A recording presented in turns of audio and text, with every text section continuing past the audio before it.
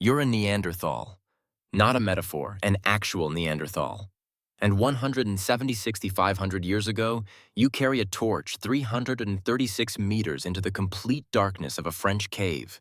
Snap off nearly 400 stalagmites, sort them to matching lengths, and arrange them into 2 rings on the cave floor. No food in there, no shelter, no practical reason to be there at all. And yet, you did it anyway. Here's what that tells us about ancient human religion, and I promise by the end of this video, you'll never think about the origin of belief the same way again. So the standard story goes something like this. Religion started with farming. Humans got settled, got comfortable, had enough food to think about bigger questions, and somewhere in that process they invented gods. It's a tidy story. It's also almost certainly wrong, because the evidence keeps pushing the starting line further and further back, past farming, past language as we know it, past our own species entirely. And the deeper you go, the stranger it gets.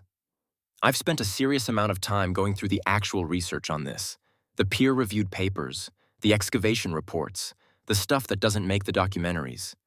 And what I found is that almost every famous story you've heard about ancient religion has been quietly revised or outright demolished. The Neanderthal bear cult? Gone. The flower burial? Probably bees. The world's first temple? The people digging it have been walking that story back for years. We're going to go through 10 of the most important discoveries in the archaeology of ancient religion, ordered so that each one hits harder than the last. And there's one at the end, confirmed in October 2025, that genuinely settles a debate that has been running for decades. Stay with me. Let's start with the one that sounds the most unbelievable, because it earns everything that comes after it. 2 children, buried head-to-head in Russia about 34,000 years ago at a site called Sungir, near Vladimir. Around them, more than 10,000 mammoth ivory beads. Experimental archaeologists have tried to replicate those beads. Each one takes between 45 minutes and an hour to make. Do the math and you're looking at somewhere between 10,000 and 13,000 hours of labor, just for the beads. Beside them were spears made from whole mammoth tusks that had been softened, bent, and forced straight into lances over 2.5 meters long. Ivory does not want to do that. Someone made it do that. There were also around 300 pierced fox canines, 20 armbands, and a human femur packed with red ochre laid across one of their chests. Now here's the part that matters. A healthy adult male buried nearby got about 3,000 beads. These 2 children got triple, and both of them showed signs of severe developmental stress in their dental enamel. One had visibly bowed legs. These were not the most powerful people in the group. They were, by any physical measure, the most vulnerable, and yet the community poured what amounts to years of collective labor into their burial. Some researchers have floated the idea that they were sacrificed, and that's worth saying out loud, but it's speculation. What isn't speculation is that 34,000 years ago, something other than physical status was already determining who mattered most in death. That idea, that the sacred and the practical were completely tangled up with each other, runs through everything that follows. Take Shanidar Cave in Iraqi Kurdistan. For decades, it was the textbook example of Neanderthal tenderness. A body found in 1960 with pollen clumps underneath it, interpreted as a bed of wildflowers, a grieving community laying their dead to rest on a carpet of blooms. It was in every documentary. It was beautiful. And then a 2023 study in the Journal of Archaeological Science showed that the pollen distribution almost perfectly matches solitary bees nesting in the cave floor across a growing season, bees that still burrow there today. The flowers were probably never there. But here's the thing, and this is why the replacement story is actually better. Between 2018 and 2022, a Cambridge-led team working the same cave found something they called Shanidar Z, an articulated partial skeleton in a deliberately cut depression, rapidly covered, in deposits around 75,000 years old. And it wasn't alone. It was part of a cluster of individuals placed in the same spot, returned to across generations. Not one romantic funeral. A location that held meaning across deep time, visited again and again by people who remembered what it was for. That's not a flower bed. That's a lineage. Now, before we get to the discovery that changes everything, and I'll get to that, let me tell you about the most famous lie in prehistoric religion, because it ran unchallenged for about 80 years. In the 1910s and 1920s, a Swiss archaeologist named Emil Bechler excavated a site called Drachenloch and reported cave bear skulls arranged in stone cists, one with a femur driven through its cheekbone. The headline wrote itself: Neanderthal Bear Cult, First Religion Ever. It became the textbook answer. It was in documentaries, in encyclopedias, in school curricula for generations. Then researchers started looking more carefully. By the 1940s and 50s, other scientists were pointing out that water flow, roof collapse, scavengers, and hibernating bears shuffling bones around produce exactly that kind of arrangement. Skulls and long bones sorted together, concentrated in corners, stacked up. The cysts were almost certainly early 20th century excavation error. The stratigraphic control was poor.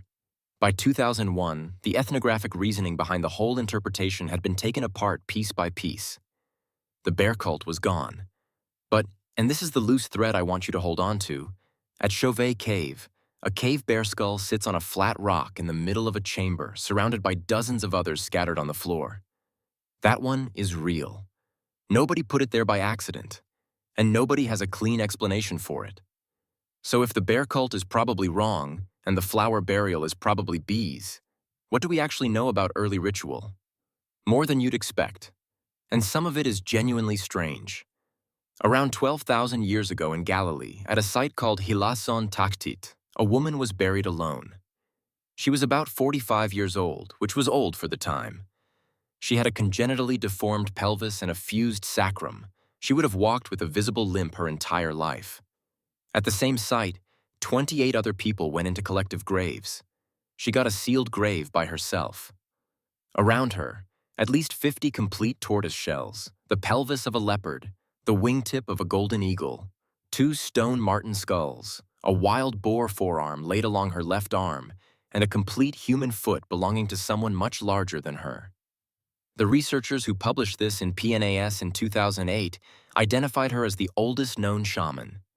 Her physical difference, they argued, wasn't a disadvantage, it was the mark.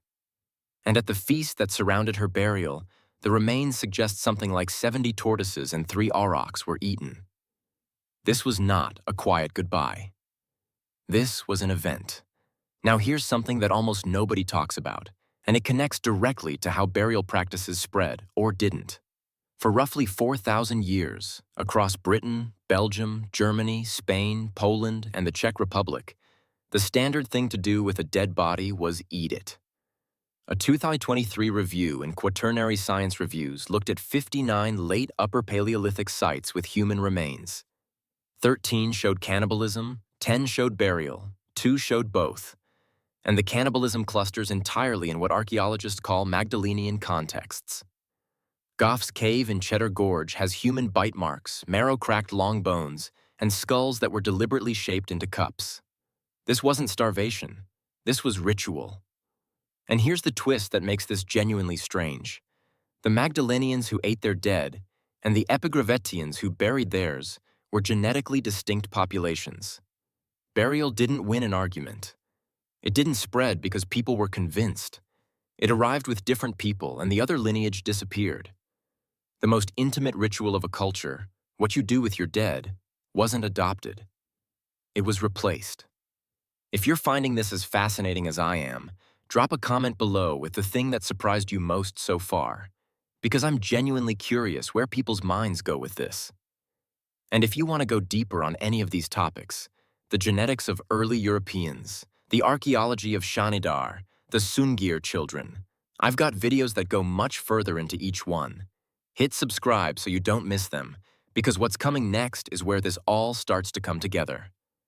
Let's talk about the world's oldest wooden sculpture, because the story of how it was treated is almost as interesting as the object itself.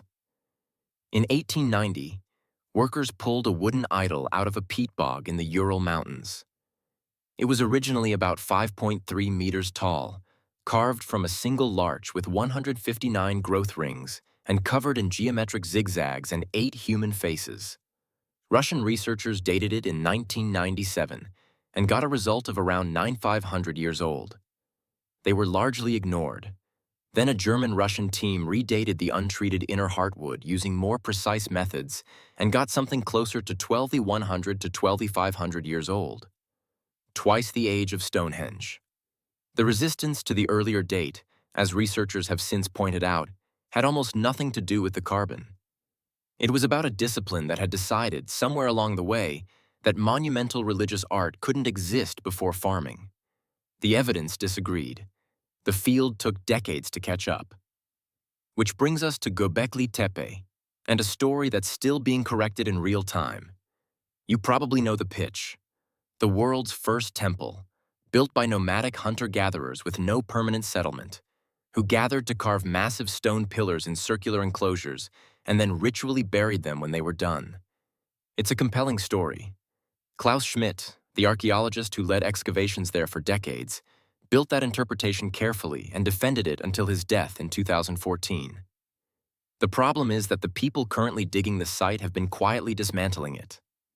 More recent research acknowledges the presence of small, non-monumental buildings, associated middens and activity areas, including hearths, suggesting the site had a clear domestic component.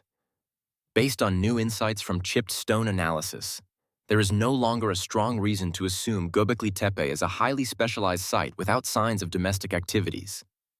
And when comparing those results with other recent studies, it becomes even clearer that domestic activities took place on site. On the famous ritual backfilling, the idea that the enclosures were ceremonially buried at the end of their lives, the debris turns out to be heaviest on the slope-facing side, which is what erosion and slope slide produce, not what deliberate ritual closure looks like. Recent investigations revealed periodic damage to parts of the settlement by slope-slide events. And as a response, the inhabitants repaired and remodeled their buildings, with damaged and abandoned structures existing next to permanently occupied ones. To be fair, not everyone agrees. Some researchers still argue the big enclosures couldn't have been houses. But isolated temple built by nomads with no village is now a minority position among the people actually digging the site. The picture that's emerging is more interesting anyway. A place where the sacred and the domestic weren't separated, where you didn't leave home to go to a holy place because the holy place was already in the home. And that brings us to October 2025, and the discovery that closes the loop I opened at the beginning. During the October 2025 excavation season at Karahan Tepe, a site about 46 kilometers from Gobekli Tepe, archaeologists made an extraordinary find. For the first time, a T-shaped pillar at the site was revealed with a carved human face etched directly into its upper portion. The face features a prominent nose, deep-set eyes, and a sharp, angular jawline. Now, those T-shaped pillars had already been found with carved arms, hands, belts, and clothing. Researchers had long suspected they represented human figures, probably ancestors standing in rings. As excavation director Nekemi Karul put it is fair to say that the only missing element in this pattern was the face, and the human-faced pillar found in a structure containing domestic elements, such as grinding stones, fills this gap. But here's the detail that almost nobody is reporting, and it's the one that matters most. The pillar was not uncovered in one of Karahan Tepe's monumental enclosures. It came from inside a domestic structure, a sunken, clay-plastered house built directly into the bedrock, where archaeologists found 3 small T-shaped pillars arranged within the room, likely serving both as roof supports and sacred symbols. Pair that with Saiburs, another site in the same region, where carved ritual scenes appear inside plainly domestic buildings, and a picture emerges that is completely different from what we assumed. There was no separation between the sacred and the everyday. The ancestors weren't in a temple across town. They were standing in the room where you slept, where you ground grain, where you raised children. There was no word for temple because there was no need for one. The whole concept of a separate holy space, the idea that you have to go somewhere to connect with something larger than yourself, that might be a very recent invention. And now go back to that Neanderthal in the French cave, 176,500 years ago, carrying fire 336 meters underground, snapping stalagmites, arranging them into rings. The researchers who published that in Nature in 2016 explicitly refused to call it a temple or a shrine. What they said it proved was planning, coordination, and a reason to be somewhere with no daylight and no practical payoff. That ambiguity is the honest answer. We don't know what it was for. But the fact that it happened, that deep in the Pleistocene, before our species even existed, something was pulling minds toward the dark and the difficult and the purposeless, that tells you something. The impulse to make meaning, to mark a place, to return to it, to carry the dead somewhere and come back, it's older than farming, older than language as we know it, older than us. And that face carved into a pillar in a house in Turkey 12,000 years ago? It's staring back at the same question. It just finally has a face. If this kind of deep history is what you're into, the video on ancient alcohol is going to hit the same way. It goes just as far back, and the origin story is just as strange as this one. It's going to be the next. And if you want to be here when that one drops, subscribing takes 2 seconds and it genuinely helps more than anything else you can do. See you in the next one.